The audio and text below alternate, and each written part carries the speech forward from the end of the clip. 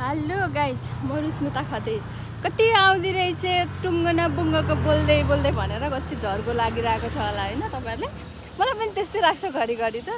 तर वास्तवमा के भन्दाखेरि मेरो पेसा चाहिँ के भन्दाखेरि मैले लगभग 12 वर्ष भयो इन्सुरेन्समा काम गरेको होइन। कसैलाई पनि मन लगाएर सुन्नु नभन भने कोही पनि सुन्न मान्नुहुन्न। हेर्नुहोस् है, सबैजना बिजी हुनुहुन्छ, कसैलाई फुर्सद छैन मेरो कुरा सुन्ने। त्यही भएर मैले चाहिँ फेसबुक मार्फत तपाईँहरूसम्म पुर्याउन गइरहेको छु। कसैलाई इन्सुरेन्स गरौँ भनौँ भने त पिट्टिके किन गर्नु पर्यो, मर्नका लागि बिमा गर्नु हुँदैन। यदि बिमा गर्ने मान्छे धेरैजना मरेको छन् भन्नु पनि भएको छ मलाई होइन। अनि बचत गर्ने कुरा त मैले खेतबारी किन्दैकै छु नि, छोराछोरीलाई किन गर्नु पर्यो पनि भन्नुभएको छ। त्यस्ता त कति हो, कति यतिसम्म भन्न भ्याउनुहुन्छ। यो इन्सुरेन्स गर्नेवालाहरू त पैसा कमाउनको लागि हो गर्ने अनि पनि भन्नुभएको छ होइन। तर वास्तवमा बिमा भनेको किन गरिन्छ भन्नुहुन्छ भने एउटा बचत गर्न सिकाउँछ बिमाले चाहिँ होइन।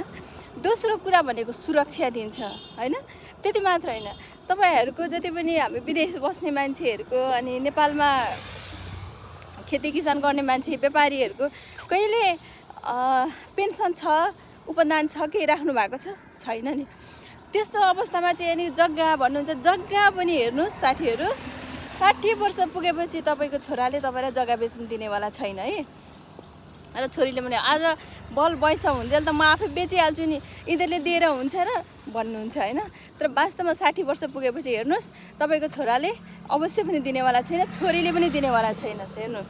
अनि मैले त अस्ट्रेलिया अमेरिका छोराछोरी पठाएको छु, अनि किन मलाई 2-4 पैसा कमाएर पठाइदिइहाल्छन् अनि चलिहाल्छ भन्नुहुन्छ। हेर्नुहोस् अस्ट्रेलिया अमेरिका पनि त्यसै चाहिँ आउँदैन। हेर्नु, घर जग्गा बे नगरुन्जेल त पठाइदिनु होला हो होइन। तर बे गरिसके पछाडि चाहिँ त्यस्ता अस्ट्रेलिया अमेरिकाको पनि त्यहाँ घरको किस्ता, छोराछोरी पढाउनु पर्यो, बढाउनु पर्यो, हुर्काउनु पर्यो, आफ्नै समस्या हुन्छ।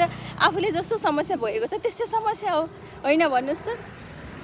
अनि कसैको आस बिना बाँच्न सक्ने बनाउने भनेको बिमा नै हो। हेर्नुहोस्, सहकारीमा पैसा राख्नुहुन्छ, सहकारीको पैसा चाहिँ के गर्नुहुन्छ, 1 महिना 1.5 महिना पछाडि गएर फुत्त गरेर निकाल्नुहुन्छ हो कि होइन साथीहरू। हेर्नुहोस् त एकचोटि आफै ठन्डा दिमागले सोच्नुहोस् है। अनि कहिलेकाहीँ घातक रोगहरू लागोस्। हेर्नुहोस्, कुनै पनि रोग लाग्यो भने 1 महिनासम्म आफ्ना आफन्तले स्याउ र अङ्गुर बोकेर आउनुहुन्छ। हेर्नुहोस्, तर 1 महिना पछाडिदेखि कहिले मर्छ, कहिले खोलातिर जाने हो भनेर सबैजनाले सोच्ने त्यही हो। एज म पनि सोच्छु त्यही हो।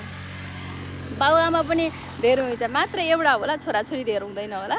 तर वास्तवमा बाबुआमा पनि धेर हुन्छ, दाजुभाइ आफन्त आएको त्यस्तै हो। दिउन्जेलमा त्यो हो, सबैजना आफ्नो मान्छे, यहाँ कोही छैन है। त्यो भएको कारणले गर्दाखेरि एउटा बचत अनि एउटा सुरक्षा अनि एउटा पछि पेन्सन उपदानको स्वरूप चाहिँ इन्सुरेन्समा पैसा राख्नु एकदमै राम्रो हो। तर अहिले 18वटा घातक रोग ल्याएको कारणले गर्दाखेरि त अझ धेरै राम्रो। हेर्नुहोस्, कसैको आस बिना मर्दाखेरि पनि र बाँच्दाखेरि पनि आफ्नो लाग्यो है साथीहरू।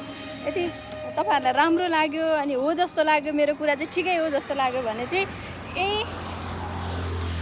मेरो के भन्छ प्रोफाइलमा रहेको मोबाइल नम्बरमा फोन गरेर सम्पूर्ण कुरा जानकारी लिएर चाहिँ बिमा गर्न सक्नुहुन्छ है त। By by, thank you so much watching my video, my mini blog.